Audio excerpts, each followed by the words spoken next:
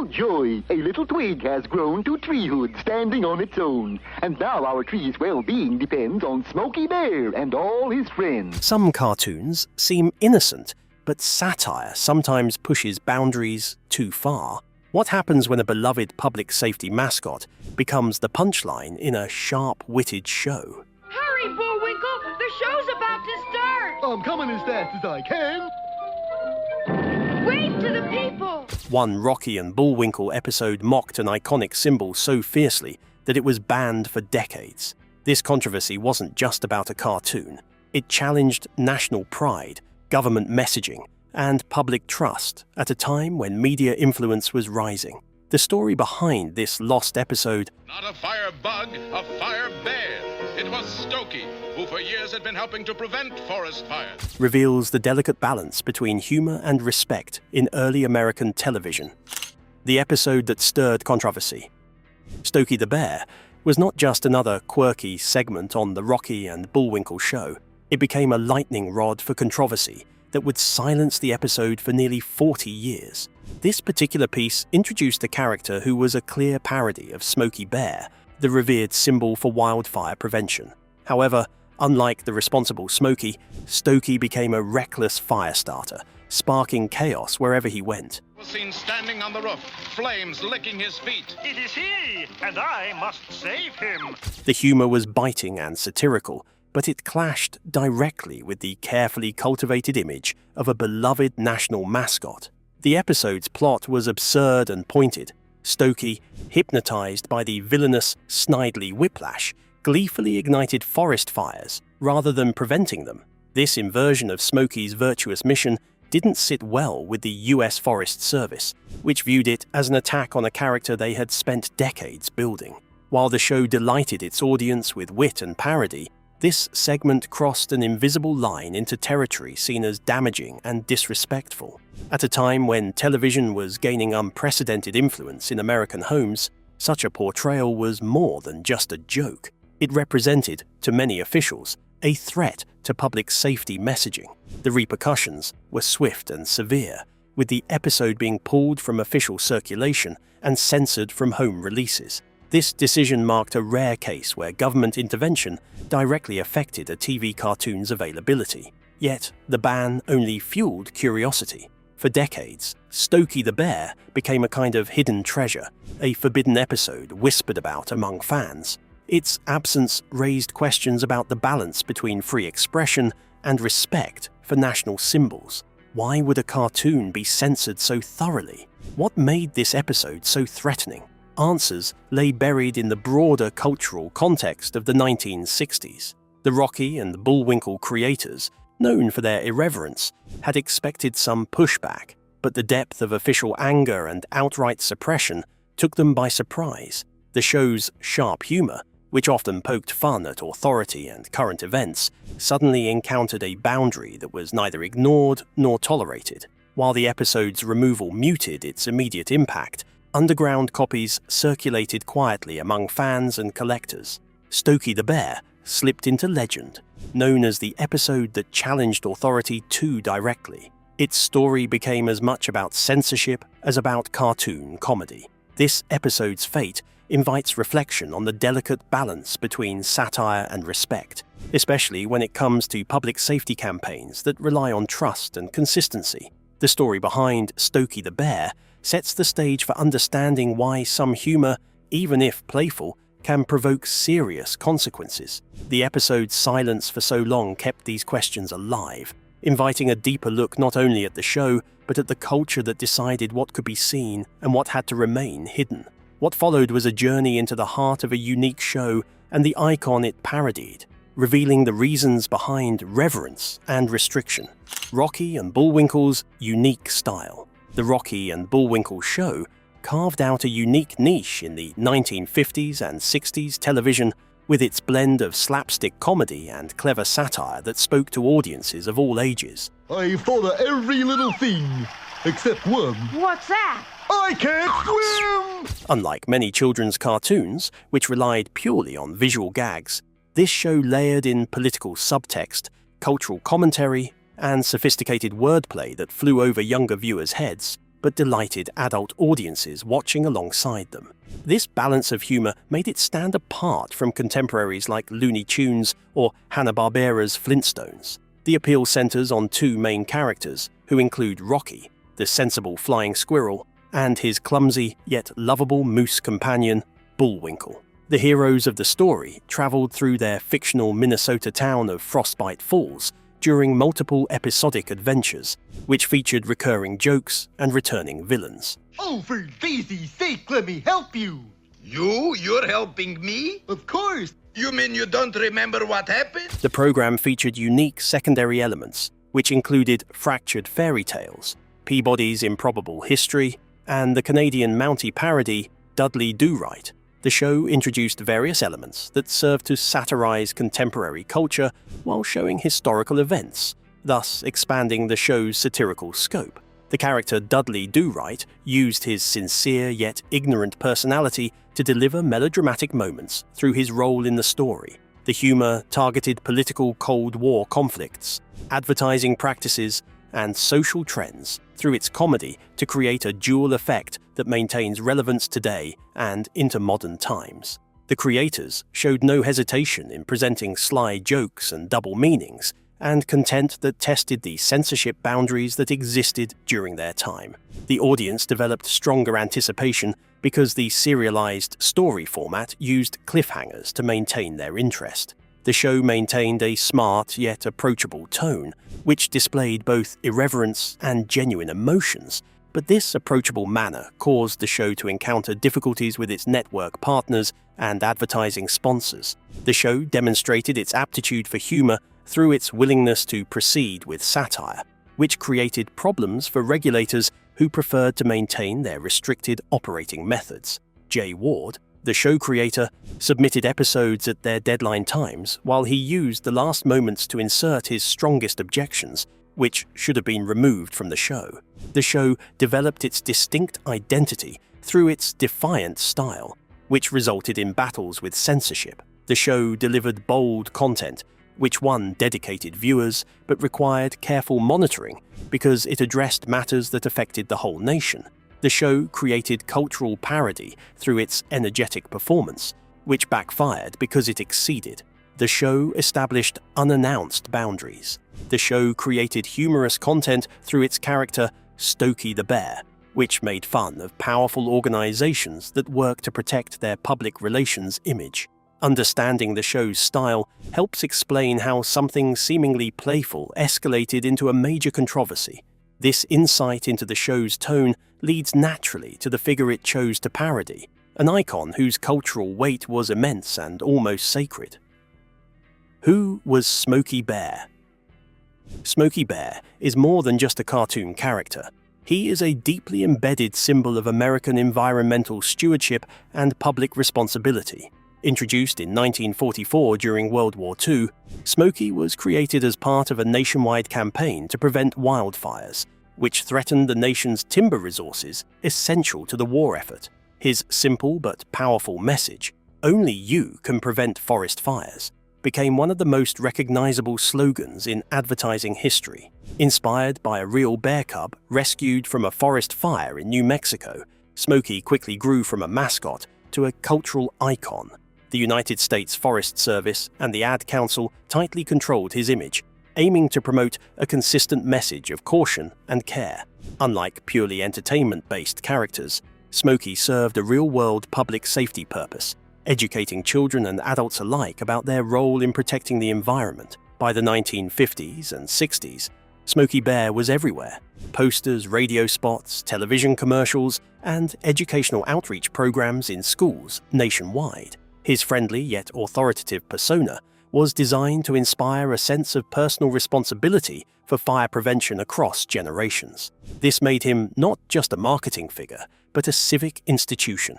The campaign achieved remarkable success in its operational performance. Government records show a sharp decline in wildfire incidents after Smokey's introduction, with tens of thousands fewer fires reported annually. His image and message helped create a fire-conscious cultural practice, which became part of American society. People treated Smokey Bear with great respect because his character needed to be protected from all forms of entertainment-based character alterations. He received treatment that matched the value of a national symbol, which stood for safety, reliability, and dedication to public service. The higher status of his character made it dangerous to create parody content about him. He created his public image in a way that maintained complete control over his fire prevention information because he needed to stop any possible misunderstandings about his message. The US Forest Service used Smokey's image to monitor its distribution among people who needed to see Smokey as a reliable source of information. Smokey received protection from cultural mockery because the federal government controlled him and used him to promote public services.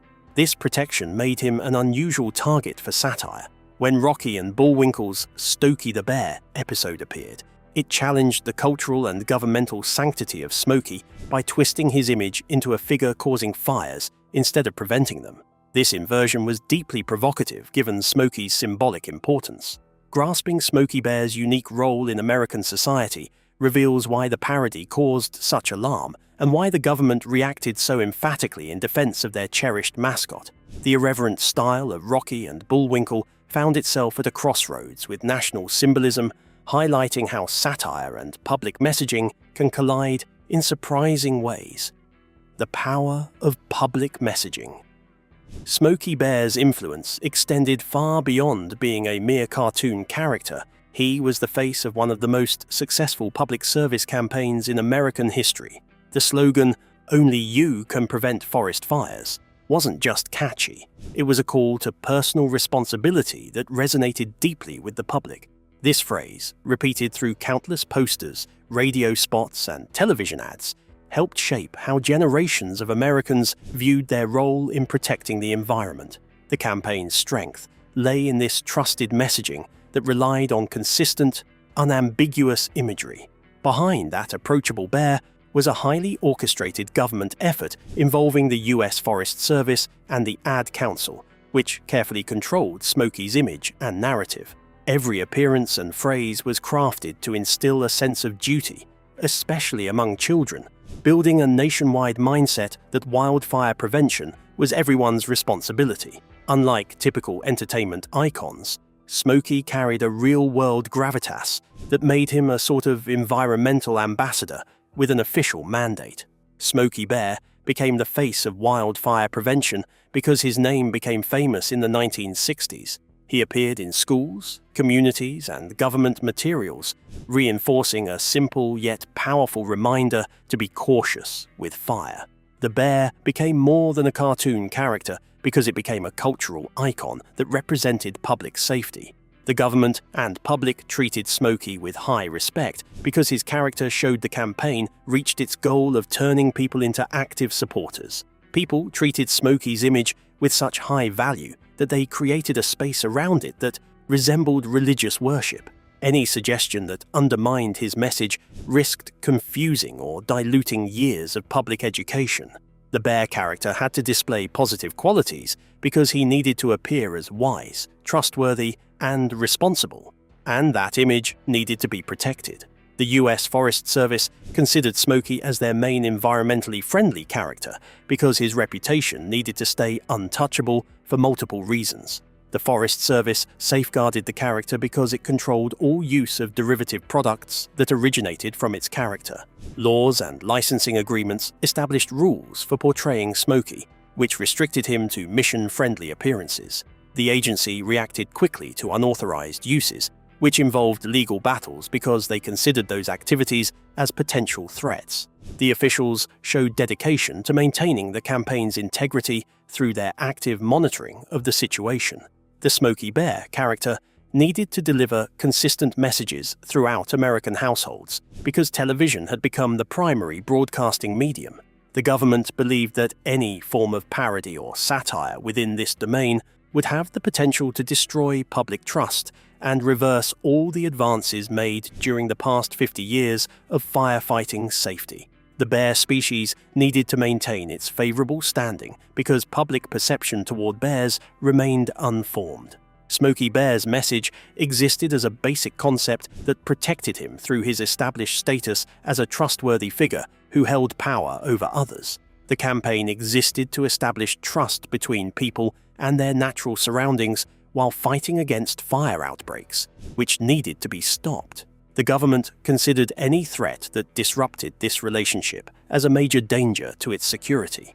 Parody used Smokey Bear to create a character who began fires through his Firestarter role because people saw it as a serious threat to public safety messages. Any mockery of Smokey Bear, which developed through his role as a fire prevention mascot, became significant because it established deep consequences for his character. Understanding this helps explain why what might seem like harmless humor in a cartoon carried such weight, and why it provoked a fierce reaction from officials entrusted with the nation's environmental welfare. How Stokey the Bear parodied Smokey. The Stokey the Bear segment flipped the wholesome image of Smokey Bear on its head, crafting a parody that was as absurd as it was provocative. Instead of preventing fires, Stokey was shown gleefully starting them, acting under the evil hypnotic influence of Snidely Whiplash, the villain infamous in the Rocky and Bullwinkle universe. This stark contrast drew immediate attention for how sharply it challenged a well-established public figure. The plot began with lumberjacks discovering their forest ablaze, only to find that Stokey was the cause. The humor was deliberately exaggerated.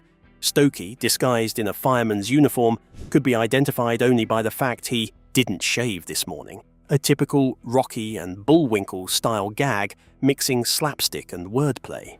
The firehouse itself burned down, while Stokey toasted marshmallows nearby, highlighting the absurdity and chaos spawned by the parody. The Mountie Dudley Durite, who displayed clumsy but honorable behavior, received the duty of stopping the blazing destruction. The bear began a major fire, which created destruction that matched the Great Chicago Fire of 1871 after he attempted to take Stokey to Chicago through the forest to bring him peace. The comedic bit used dangerous humor to show actual disasters while making fun of a fictional character. Dudley succeeded in making a female resident of the area accuse her cow of the disaster, which created a punchline that matched the show's outrageous and irreverent comic style. The old-school Jay Ward approach, which existed during the period, presented itself as a silent comedy because it used sharp satirical content and extreme absurdity to create two types of humor that would entertain both children and adults. The comedy showed people who disrespected Smokey Bear because they mocked his authority through their jokes. The episode linked its parody bear to actual violent events, which included one of the most famous fire disasters in history. The subtext showed fire prevention work, which proved to be useless to the public because it needed to be taken seriously. The US Forest Service showed great concern for this situation. Stokey's portrayal was uneven with the serious message Smokey represented, and officials found the parody trivialized the very real dangers of wildfire. The people involved considered the Great Chicago Fire connection to be highly offensive because it mocked both the disaster and the bear's safety role.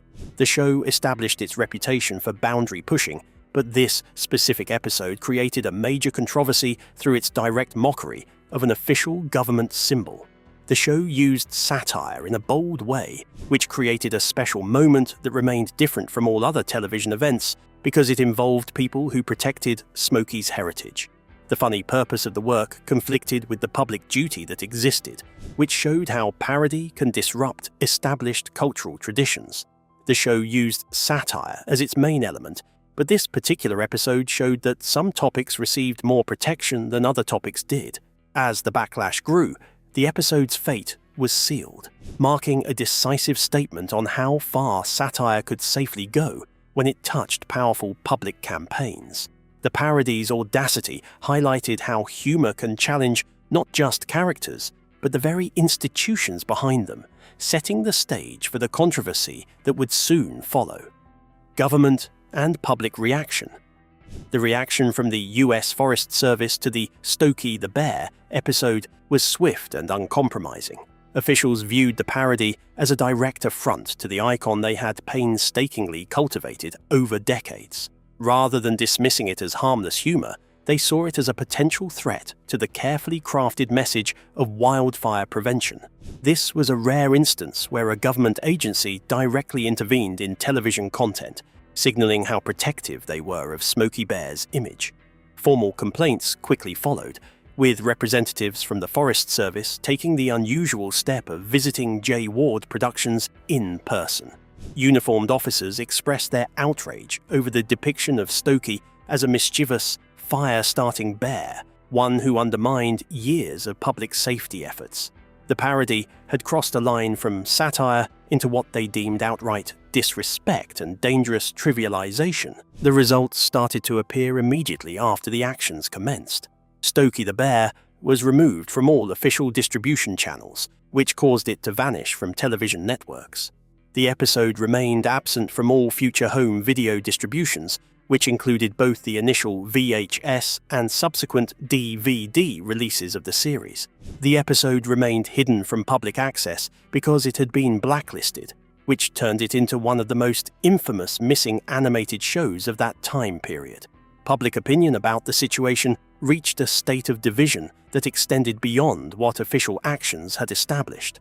The core fans of the show expressed disappointment because they were unable to watch the episode, which they believed should have been available. The Forest Service mission supporters and conservative viewers understood the decision as necessary because it protected essential civic initiatives. The artistic expression of creators clashed with the required institutional acknowledgement, which created this particular situation. The episode remained active within underground communities because dedicated fans of Rocky and Bullwinkle exchanged unauthorized copies of the show.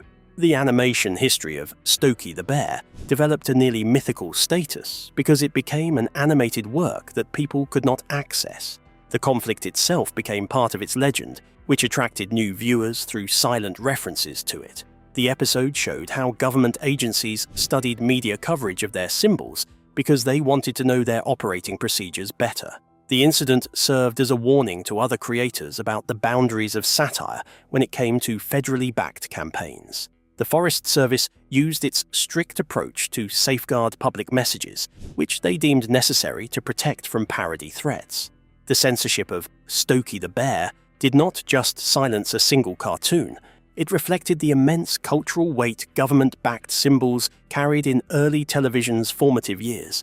The networks and producers received a warning through the episode removal while they announced their decision to remove that specific parody. The strong response, which kept Stokey the Bear hidden from view, created a larger national discussion about how far American media can go with satire. Entertainers should have complete freedom to use humor that mixes with public safety and government campaigns, according to some people.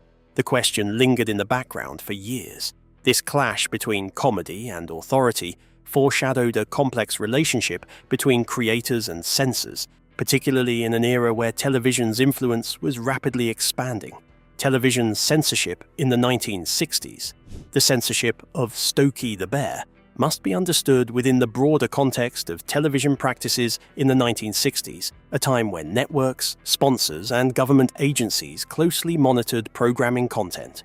Unlike today's diversified streaming environment, television then was heavily dependent on advertiser approval and perceived public decency standards.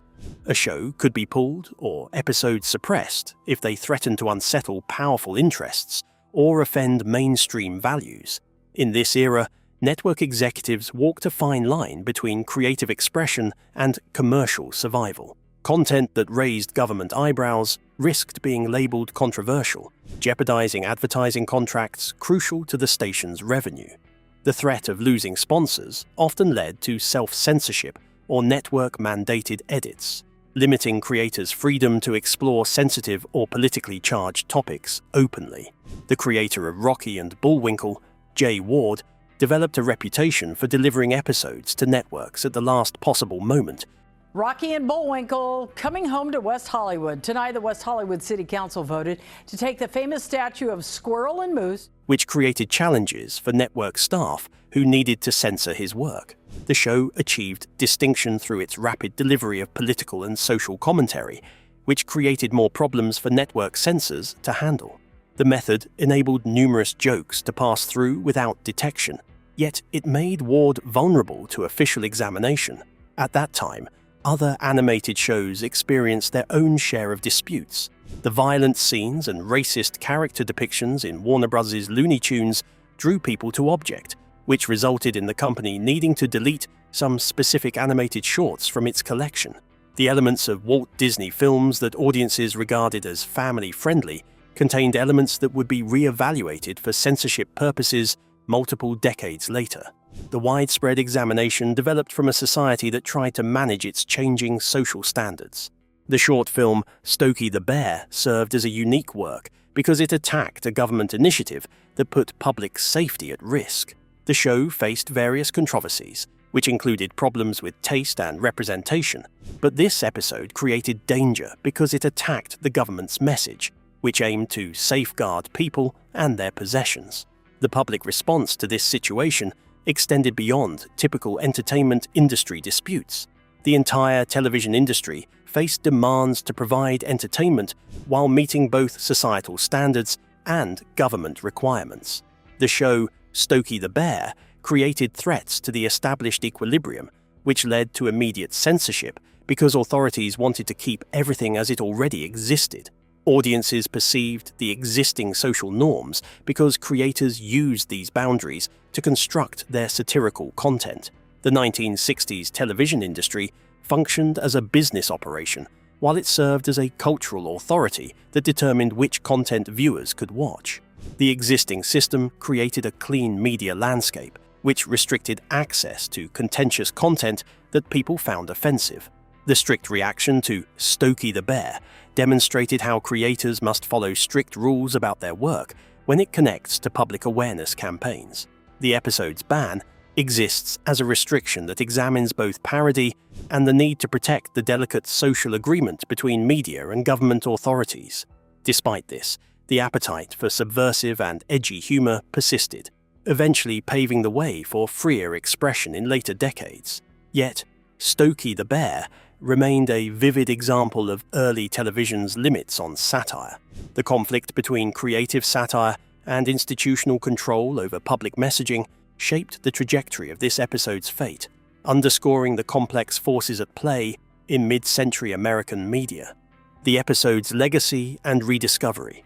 For decades, the Smokey the Bear episode remained shrouded in near-complete obscurity, becoming one of the most notorious lost segments of the Rocky and Bullwinkle show.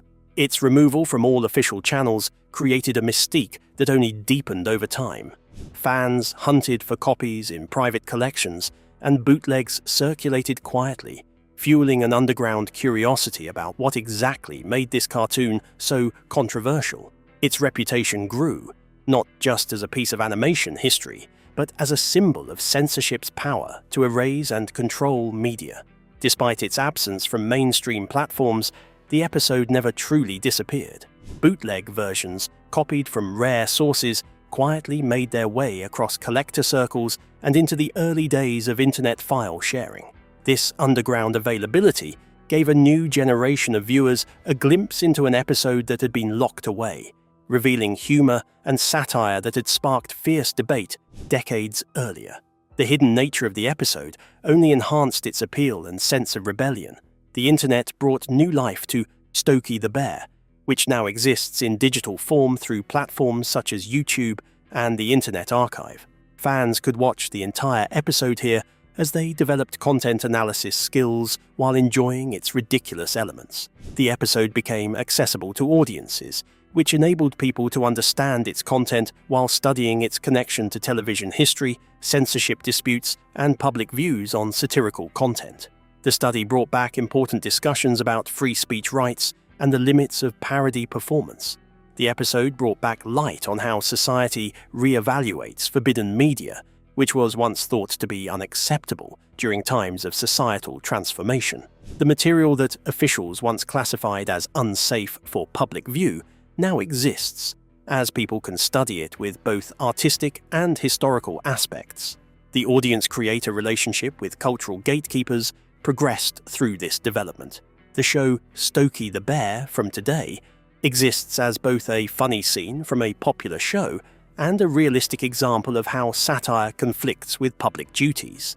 The legacy of the show demonstrates how humor functions as a tool that organizations can use to create conflicts with people who hold authority. The episode stands as an important demonstration that animated shows, which people usually consider to be simple entertainment for kids, actually hold important cultural value. The story of Smokey the Bear demonstrates how one particular episode can create an entire show perception. The episode demonstrated that Rocky and Bullwinkle could not maintain its witty and irreverent humor when it reached its maximum limit for acceptable comic mockery. The government, together with the audience and the creators, reached an uncommon conflict that revolved around their different views about respect, parody, and censorship. The episode serves as a key reference point that both fans and historians use to study the way media censorship operated during the 1960s and its ongoing impact.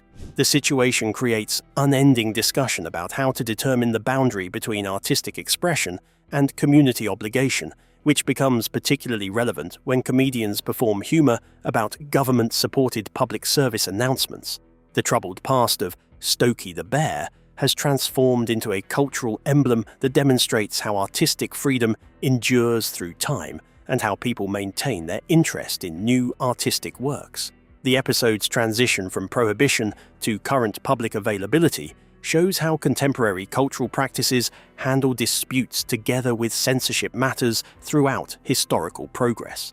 Ultimately, this once suppressed cartoon has found a lasting place in animation history, reminding us that behind every piece of media lies a complex web of cultural, political, and social forces shaping its reception.